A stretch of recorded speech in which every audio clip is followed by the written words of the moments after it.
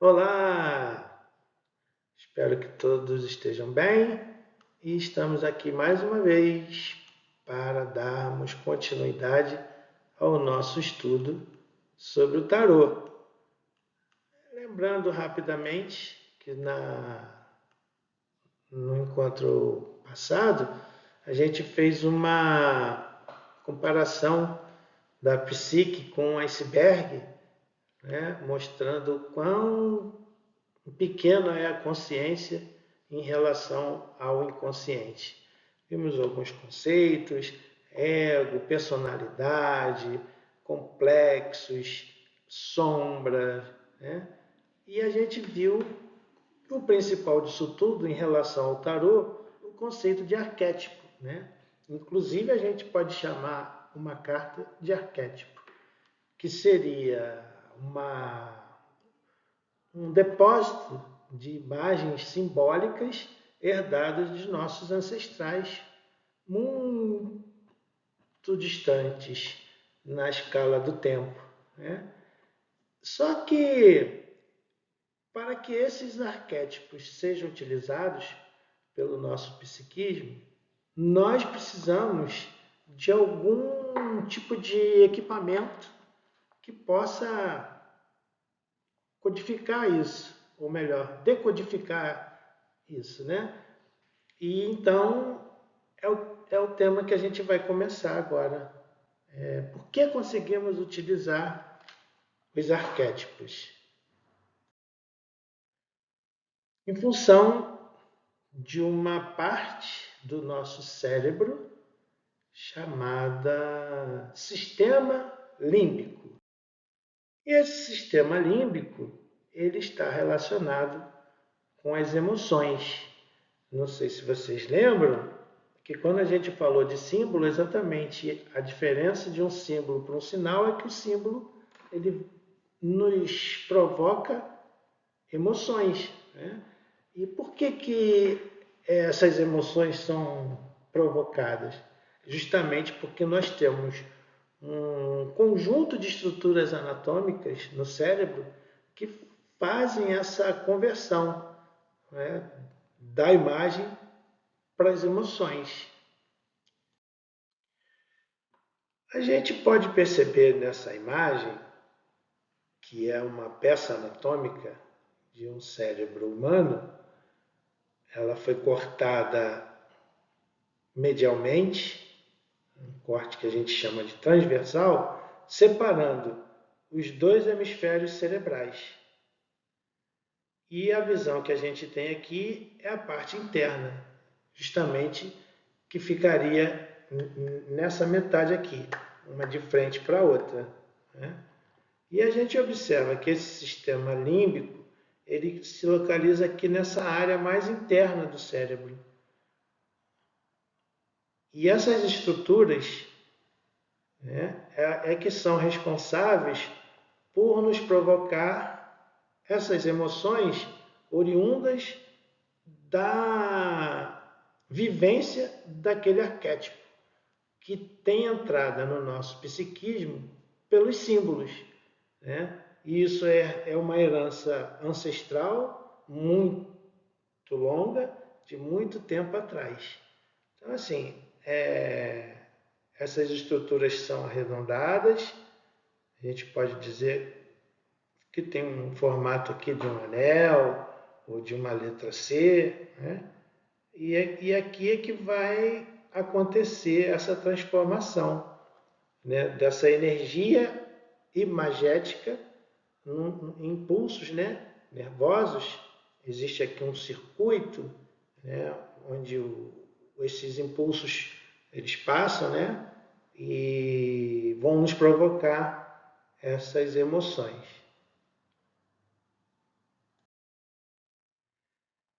Também, numa forma muito resumida, sem se preocupar em dar nome aqui a essas estruturas, né, a gente percebe que elas estão todas interligadas, causando aqui uma rede de interrelações, né, desses impulsos nervosos.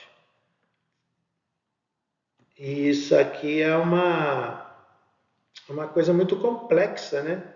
que existe a nível de sistema nervoso. E se não fosse isso, a gente não conseguiria efetuar essa transformação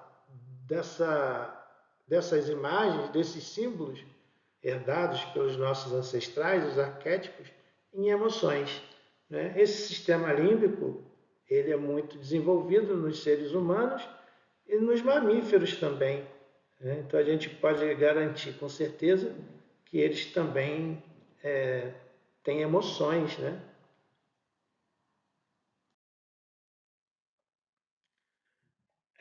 Esse canal aqui no YouTube é muito legal e eu peguei essa imagem mostrando exatamente como que se dá essa interação entre essas estruturas. Existe realmente um sentido do impulso, né, nessa área que provoca as emoções.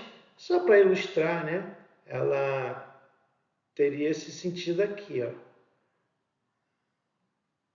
Ela vem, passa para cá e volta. Vem, para cá e volta.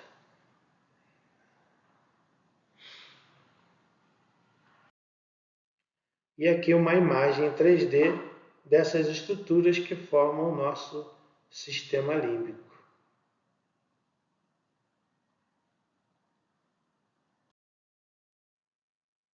Aqui mais uma vista. Essas estruturas estão pintadas, né? Para poder destacar das demais. E nessa vista aqui também a gente tem uma percepção em 3D exatamente no espaço, né? E na região que o sistema límbico está situado no nosso cérebro. E então a gente tem uma percepção, né, ao fazer esse tipo de reflexão, que realmente trata-se de algo extremamente complexo e que mexe com muita energia, e a gente já viu que sempre que a gente falar em energia aqui, a gente vai estar se referindo à energia psíquica, né? Então é uma manipulação da natureza nessas energias psíquicas. Né? Realmente bota a gente para pensar na complexidade que é a vida. Né? Por definição, a ciência diz que a vida é um caso particular da existência da matéria. Né? Essa organização se deu ao acaso. Né? Há quem discorde, há quem duvide. Isso é um tema para a gente conversar fora daqui. Existem vários arquétipos, né, nesse psiquismo. A gente já falou do self, já falou do ego, da persona, da sombra. Né? E agora a gente vai falar da ânima e do ânimos. Inclusive, isso está muito associado a certas cartas do tarô. Né? Então, tanto a ânima quanto o ânimos, eles se caracterizam em contrapontos da orientação de gêneros. Né? É importante ressaltar aqui que o senso comum entende que tanto o homem quanto a mulher têm esses dois arquétipos. Mas eu já posso adiantar para vocês que a ânima ela está presente apenas nos homens e o ânimos apenas nas mulheres. Justamente porque a mulher teria um contraponto masculino, que é o ânimos, né? Para complementar e equilibrar isso. Né? E o homem teria um contraponto feminino, que seria a ânima. Então, não temos os dois arquétipos, ânima e ânimos. Só temos um. Homens têm a ânima e mulheres ânimos. E é muito interessante a gente pensar, né? Embora isso aqui possa gerar algum tipo de discordância, algum tipo de polêmica, que não é a intenção aqui, mas como a gente está querendo dar um embasamento teórico, né, nesse nosso estudo, a gente precisa falar, mesmo que superficialmente, nessa questão de gênero, né? Porque o gênero ele está intimamente relacionado à questão do sexo, né? Então ele não pode ser escolhido. Ele é um atributo que vem junto, vem ligado à diferença sexual, né? E ele, então, além de ele não poder ser escolhido, ele não tem valor nenhum, nem negativo, nem positivo, né? O que acontece é que ele consiste nas relações sociais que derivam dessa diferença sexual, né? Então, os marcadores biológicos, né? No caso do homem, o pênis, e no caso da mulher, a vagina, elas, em função dessas características biológicas, as relações sociais vão ser diferentes para um e para outro. Então, eles estão intimamente relacionados.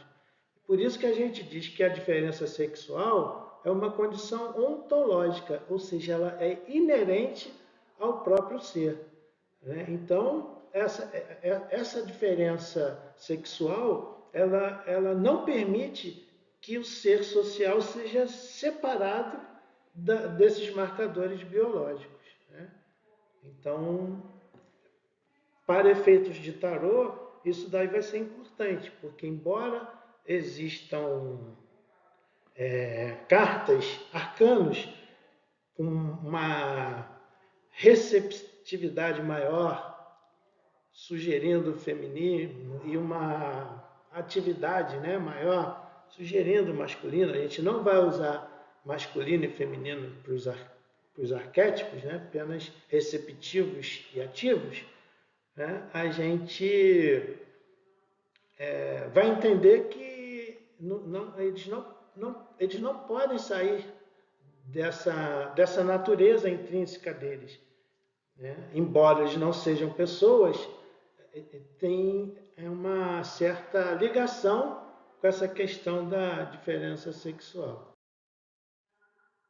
Então, a mulher tem ânima, tem ânimos ou tem os dois, né? Então, para que a gente definitivamente assimile esse conceito, mulher tem ânimos e homem tem ânima. Mesma coisa, tem ânima, tem ânimos ou tem os dois. Então, como se trata de um homem, a gente garante, né, pela teoria de Jung, que ele tem somente a ânima,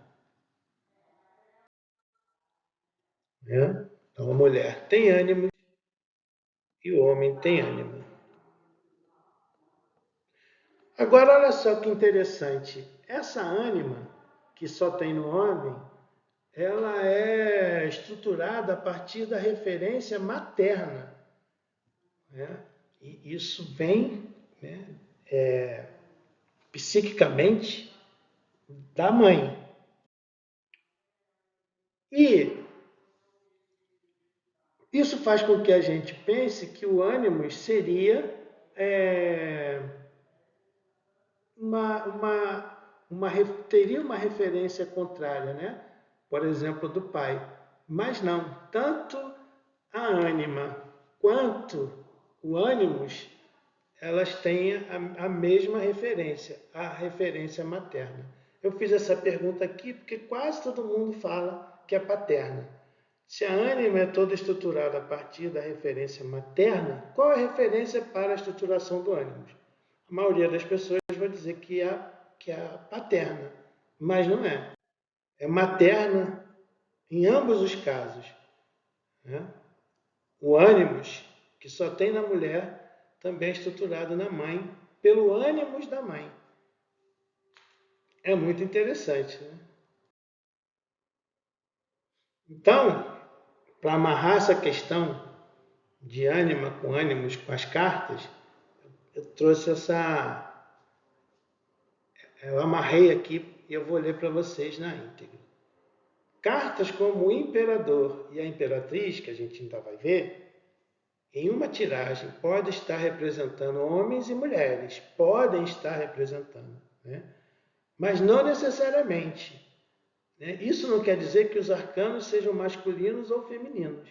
Todos nós, homens e mulheres, podemos utilizar esses e todos os demais arquétipos presentes no tarô. Homens podem vivenciar a imperatriz, por exemplo, e mulheres o imperador. A gente pode associar arcanos, por exemplo, o imperador com um homem e pode associar a imperatriz com uma mulher. Mas isso não quer dizer que os homens não possam vivenciar a imperatriz, por exemplo, né? E que as mulheres não possam vivenciar o imperador. Agora a gente vai entrar num outro ponto, que também é bem legal, que são as funções psicológicas básicas do consciente. Agora a gente vai falar daquela partezinha, entre aspas, né, do iceberg, que fica exposta, que é a nossa parte consciente, onde existe o ego, que é a estrutura central organizadora, né, entre a parte externa nossa, né, com a nossa vida de relação, o meio, e com a nossa parte interna, o nosso inconsciente, né? Então a gente consegue atuar no mundo porque a gente tem, segundo Jung, 4 funções psicológicas básicas a nível consciente.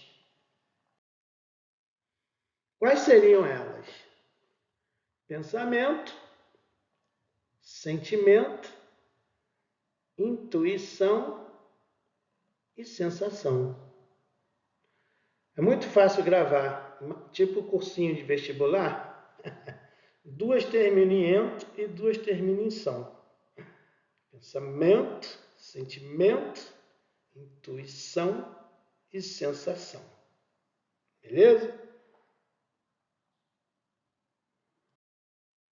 E aí, empiricamente, vejam bem, em relação a isso, ainda não se conseguiu uma base teórica para fazer essa relação. Empiricamente, quer dizer, no campo da observação, a gente pode estabelecer essas correlações, né, de naipes do tarô com essas funções básicas psicológicas. Então, o pensamento ele estaria relacionado ao naipe de espadas, o sentimento ao naipe de copas, a intuição ao naipe de paus e a sensação ao naipe de ouros.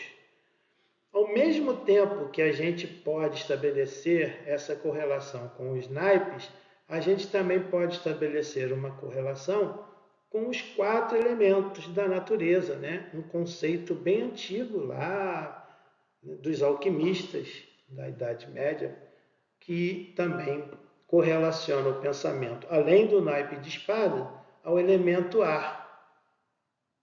O sentimento, além do naipe de copas, ao elemento água. A intuição, além do naipe de paus, com o elemento fogo. E a sensação, além do naipe de ouros, com o elemento terra. Então, ar, água, fogo e terra. Espadas, copas, paus e ouros. Pensamento, sentimento, intuição e sensação.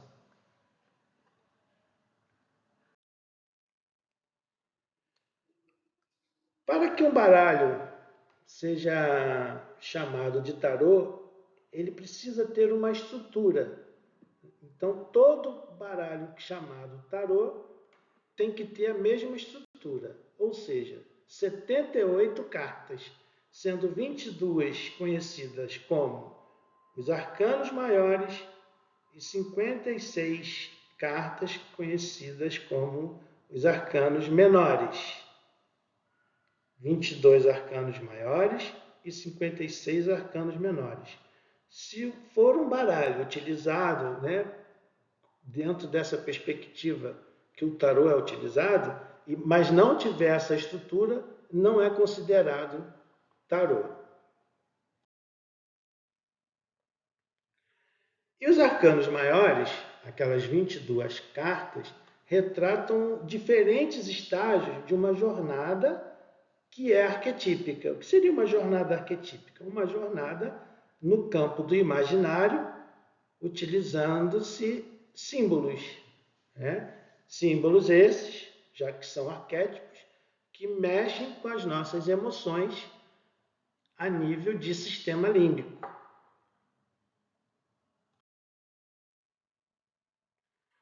Nesses arcanos maiores, então, eles vão representar uma jornada de evolução do ser humano, contada por meio de arquétipos. Como se fosse uma história, né? Existe um personagem, que é a carta do louco, que vai fazer essa jornada, e na medida que ele faz essa jornada, ele vai se deparando com as demais cartas, né? Com esses arcanos maiores, e isso vai dando a ele um aprendizado. Ele vai vivenciar esses arquétipos, né? A questão do livre-arbítrio que a gente viu, que é a escolha entre o aspecto luz e sombra de um arquétipo, e aí, em função do jeito como ele vivenciar esses arquétipos, ele vai ter um resultado a nível psicológico. Esses arcanos maiores, a diferença fundamental deles para os arcanos menores é que eles estão assim ligados aos aspectos mais profundos da vida, né? As coisas mais espirituais. Bem que o conceito de espiritual para a gente aqui, nós vamos ver mais na frente, ele tem uma especificidade, mas de qualquer maneira, diferentemente dos arcanos menores, que tratam mais de situações do cotidiano, né? Esses arcanos maiores ele trazem consigo uma amplitude, né? Muito maior, fica até redundante, em relação aos arcanos menores. E eles estão associados aos processos psíquicos, tanto conscientes quanto inconscientes. Né?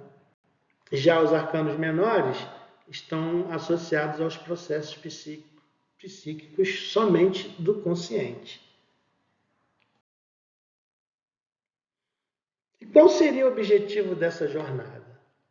Então, assim, o nosso estudo do tarô, a gente vai começar, quando a gente começar a ver as cartas, né, vai falar exatamente dessa jornada que o louco vai fazer com o objetivo de se conhecer, né, cada vez mais. E aí, esse processo chamado de individuação é o máximo que a gente pode conhecer em relação a nós mesmos. É quando o consciente ele cresceria tanto que ele tomaria o espaço do inconsciente. Né? Então, nós conseguiríamos ter acesso à nossa totalidade, à nossa parte mais essencial, que é a self, como a gente viu no início, né? no primeiro encontro. E aqui está o louco. No tarô de Marsella e aqui no tarô mitológico, que são as duas referências, repetindo, que a gente vai utilizar nesse nosso curso, tá? Então ele que vai ser o herói da jornada e que vai se deparando com os demais arcanos, arquétipos ou cartas, né? E através dessa vivência, desse encontro, ele vai aprender, né, de uma forma produtiva, emocionalmente, psicologicamente, ou não. Né? Isso vai depender da vontade, né, do livre-arbítrio que esse personagem tiver. Então,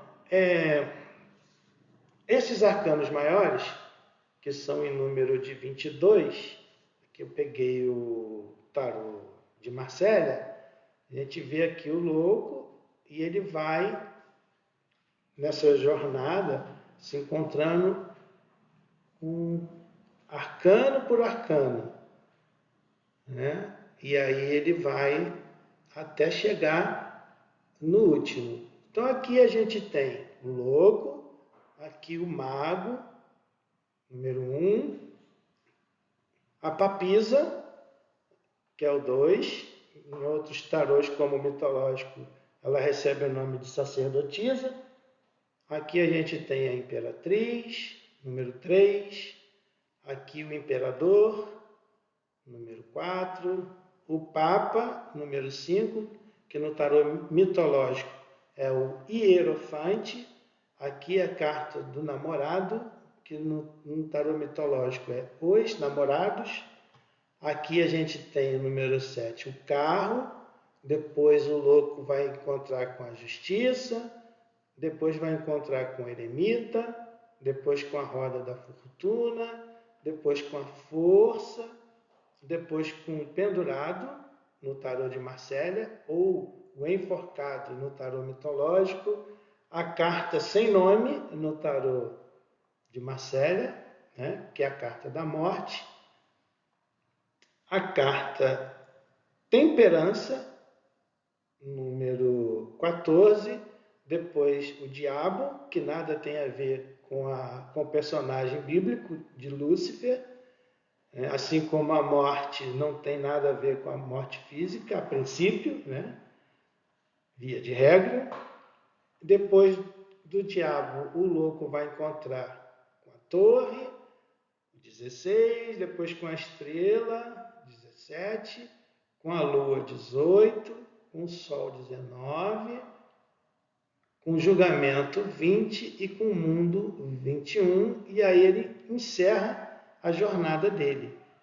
E o que se espera dele é que quando ele chegar aqui, ele tenha completado esse processo de autoconhecimento, levando ao estágio máximo de individuação, que é quando a consciência se amplia tanto que ela toma o espaço do inconsciente e nada fica obscuro no psiquismo dele. Né? E quem é ele na realidade? Somos nós. Né? Durante a nossa vida, a gente, em função das nossas experiências, a gente também tem um aprendizado. E o estudo do tarô, em relação à questão do autoconhecimento, ele é muito importante, porque a gente vai, quando a gente for estudando essas cartas, com certeza a gente vai associar com as nossas próprias vidas, né? As experiências vividas e que aprendizado diante dessas situações a gente pode ter. De que forma que a gente vai vivenciar essas energias psíquicas, né? De uma forma produtiva, ampliando a nossa consciência, ou de uma forma negativa. Aí fica a critério de cada um. Os arcanos menores, então, ao contrário dos arcanos maiores, eles nos permitem examinar os aspectos mais cotidianos e pessoais da vida. Né? Então, eles estão associados aos processos psíquicos conscientes. Repito, os arcanos maiores estão relacionados ao todo, processos conscientes e processos inconscientes. Já os arcanos menores, somente aos processos conscientes, ligados às questões cotidianas e pessoais das nossas vidas. Aqui a gente tem os arcanos menores no tarô de Marsella, são cartas numeradas de 1 a 10 e com os seus respectivos naipes, né? Naipes de espada, de paus, de copas e de ouros. Espadas, paus, copas e ouros. Então, eles aqui vão representar apenas uma daquelas 4 funções básicas. Vamos repetir só para já começar o processo de fixação, né? Espadas, elemento ar, função pensamento. Paus, elemento fogo, função intuição. Copas é o naipe, né? É o elemento água, função sentimento. E ouros, o elemento terra, função sensação. Além dessas cartas numeradas de 1 a 10, aqui, ó, 1, 2, 3, 4, 5, 6, 7, 8, 9, 10, cada naipe vai ter mais 4 cartas, que são as cartas da corte. Essas cartas não são numeradas e ela fala de 4 personagens, né? Que são o valete, a rainha, o cavaleiro, né? E o rei. E os 4 naipes vão ter esses elementos, né, da nobreza. Tanto o tarô de Marselha, quanto o tarô mitológico e qualquer outro tarô que tenha essa estrutura de 22 arcanos maiores e 56 arcanos menores. Um detalhe aqui interessante é que no tarô de Marselha, o cavaleiro vem depois do rei. No tarô mitológico, o rei é o último. Né? São detalhes que, né, na leitura praticamente não interferem. Tá bom? Então, esses arcanos menores estão associados aos 4 elementos separadamente, ao contrário dos arcanos maiores que estão associados aos 4 elementos, né, de uma vez só. A gente aqui tem uma comparação entre 2 cartas de 10 de copas, aqui no tarô de Marselha e aqui no tarô mitológico. Como o tarô mitológico ele associa as cartas a personagens mitológicos, né, da mitologia grega, os arcanos menores, quando a gente estuda no tarô mitológico, fica mais fácil de compreender, porque são histórias, né? E a gente vai associando os acontecimentos daquela história, daquele mito, daquela narrativa, com, né, os arcanos.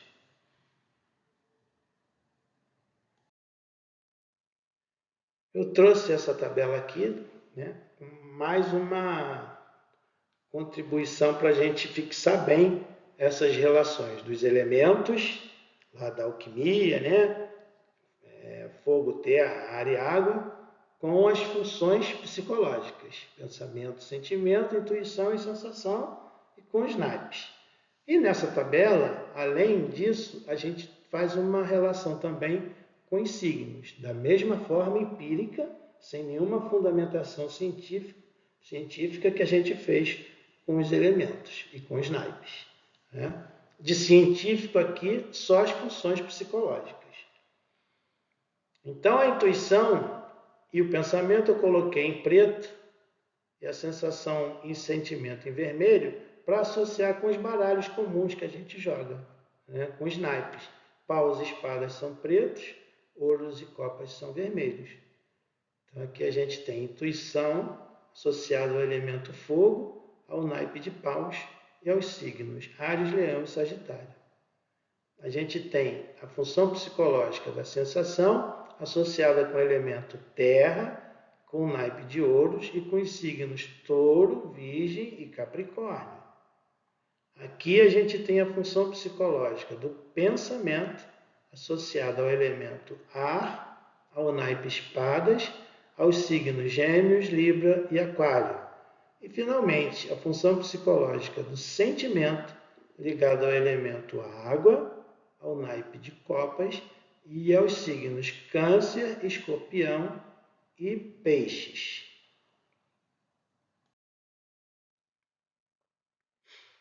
Eu trouxe esse modelo aqui, né? A gente está estudando tarô e só para dar uma fazer a gente já começar a ter algum contato com as cartas, né? Existe um método, né, um modelo de tiragem de cartas conhecido como mandala astrológica. É muito legal esse jogo, é o mais complexo que tem, né? É muito bacana. E nele a gente tem uma inspiração com o mapa astral e a gente mantém aquela estrutura, né? Aquele layout de 12 casas representando os 12 signos e uma casa no meio, né? Representando o consulente ali no caso. Então, a gente tem aqui, de 4 em 4 casas, ó, tem a casa 1 no sentido anti-horário, a casa 2, casa 3, casa 4, casa 5, então 1, 5 e mais de 4 em 4 casas, né? Mais uma, mais uma, mais uma, vem aqui. Então, casa 1, casa 5 e casa 9. Isso aqui forma um triângulo, tá vendo? Esse triângulo aqui é o triângulo do fogo, do naipe de paus, né? Então está ligado à intuição. Aqui a gente já tem também de 4 em 4 cartas, né? O triângulo do elemento terra. Então é a casa 2, anda mais 4, casa 6, anda mais 4, casa 10. Então, naipe de ouros. Aqui a gente tem o triângulo de espadas do elemento ar, né? Função psicológica, pensamento. Também de 4 em 4 cartas. Ó. Casa 3, casa 7 e casa 11. E, finalmente, o triângulo de água, que fala da função do sentimento. A gente tem na casa 4, né? Depois mais 4 casas. Ó. Aqui é 4. Ó. 1, 2, 3, 4. Casa 9, 1, 2, 3, 4. E a casa 12. Adiantando aqui, né, que cada casa desse jogo representa um setor da nossa vida, aqui eu tenho a casa dos relacionamentos, né? Fala de casamento, por exemplo. E aí, se a gente for reparar, ó, ela não está no triângulo relacionado à função de sentimento. Sentimento é aqui, mais 4 casas aqui, na casa 8 e na casa 12. As casas ligadas à questão do sentimento estão no triângulo do elemento ar, do mental.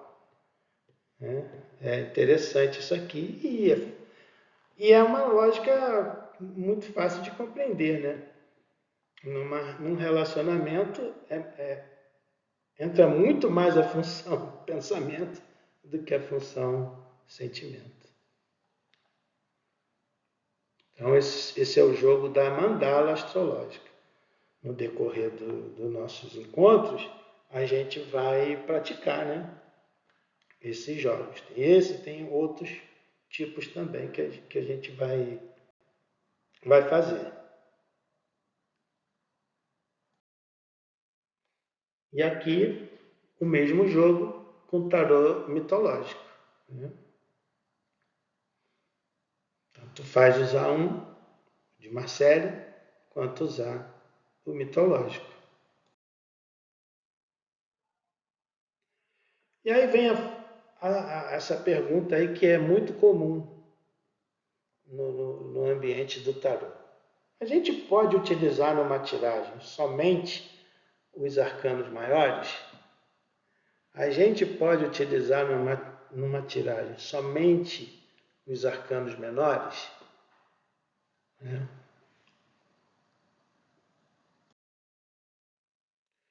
Então aqui, para a gente se situar em relação a isso, existem alguns tipos de tiragem, alguns métodos de tiragem de cartas. Né? Ou você faz somente com os arcanos maiores, ou você faz com os arcanos maiores e com os arcanos menores. Nunca somente com os arcanos menores. Tá certo? Então, no método chamado europeu,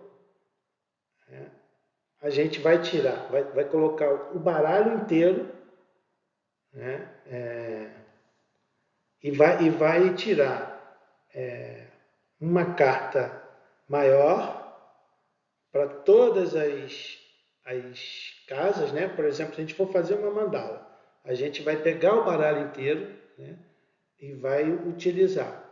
Vai distribuir primeiro as maiores, que o consulente vai escolher, e depois vai pegar as menores lado a lado, né? Por exemplo, casa 1, você tirou lá o maior, e 2, 3, até a 13. Agora você vai pegar da parte dos menores e vai tirar também 13 cartas e vai colocar do lado, né? A primeira com a casa 1, onde já tem um arcano maior, 2 com 2, 3 com 3, 4 com 4. Né? Então, acho que eu falei que era para juntar o baralho todo, né? Então, se eu falei isso, está me passando aqui, me ocorrendo, não é. A gente vai separar os arcanos maiores dos arcanos menores. Primeiro tira os maiores, distribui na mandala, e depois a gente tira os menores e distribui na mandala. Já o método estadunidense, eles utilizam aí sim o baralho misturado e eles vão usar, né, uma carta em cada casa. Se sair o maior, vai ficar ali o maior. Se sair o menor, vai ficar ali o menor. Né? Marie, a gatinha, já veio aqui assessorar os trabalhos. Então, o método europeu, né, ele assume a divisão de todo o baralho em 2 grupos de cartas, divide em maior e menor, tira primeiro os maiores, distribui no formato, né? Nesse caso, nesse exemplo que a gente está dando, na mandala, ou aí depois você tira os arcanos menores e distribui também no jogo. Então, eu peguei aqui um exemplo. Olha, você tem aqui, ó, um arcano maior, que no caso é a Imperatriz, do lado de um arcano menor, o 6 de paus.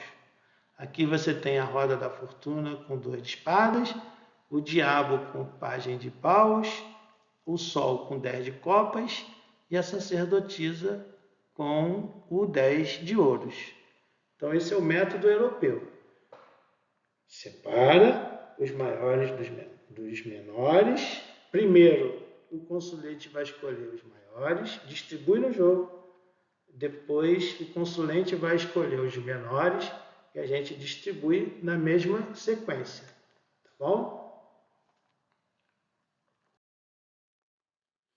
E o método estadunidense, a gente vai ter no mesmo jogo arcanos maiores e arcanos menores. Por exemplo, aqui a gente tem o Ás de copas e aqui a gente tem o louco. Né? O louco é um arcano maior e o Ás de copas é um arcano menor. Aqui a gente tem o Papa, né? E aqui a gente tem o 4 de espadas. 4 de espadas, arcano menor, e o Papa, arcano maior. Né? Então ele foi distribuindo aqui. O Rei de Ouros, que é um arcano menor, o Diabo, que é um arcano maior, e aí foi fazendo essa distribuição. Né? Eu normalmente utilizo no jogo apenas os arcanos maiores, porque a maioria dos jogos que eu faço não são presenciais. Então, para fazer online, com 78 cartas, é um volume de cartas muito grande. Né? E na hora da escolha, toma muito tempo. Né?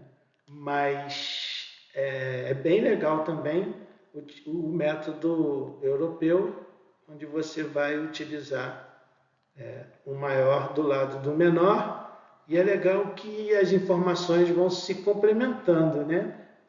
Facilitando a leitura.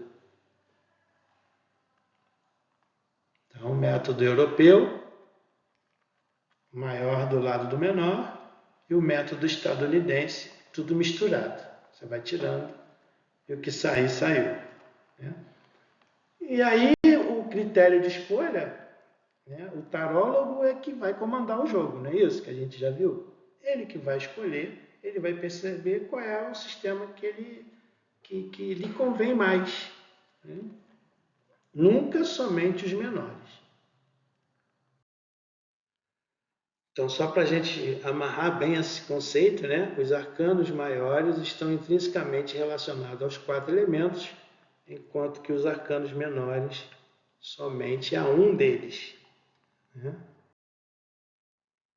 Maiores com os 4, menores apenas um. Então, em relação aos arcanos maiores, né, no jogo, a gente vai ficar atento ao tipo de pergunta que foi feita ou a casa, né, onde aquela carta está, e a gente vai dar um direcionamento, né, maior para um desses elementos. Né? Os arcanos maiores lidam com os 4 elementos, mas em função do contexto do jogo, a gente pode direcionar mais para um lado ou para o outro, né? Ou para o material, ou para o mental, para o sentimental, ou para o espiritual. Material, ouros; mental, espadas; sentimental, copas; espiritual, paus. Né? Funções, né? Qual que é o pensamento? Mental. Sentimento, sentimental, né? Intuição, espiritual, e sensação, material. Beleza? Trouxe de novo o mesmo slide para a gente bater bastante isso. Né? Ar, água, fogo e terra. Mental, sentimental, espiritual e material. Espadas, copas, paus e ouros. Né? O mental está associado com qual função psicológica básica? Pensamento. Né? Então, naipe de espadas e o elemento ar. O sentimental está ligado à função psicológica básica do sentimento, naipe de copas e o elemento água. O espiritual está ligado com a função psicológica básica da intuição, naipe de paus, elemento fogo. E o material, né, que está relacionado com a função psicológica básica da sensação, naipe de ouros e o elemento terra.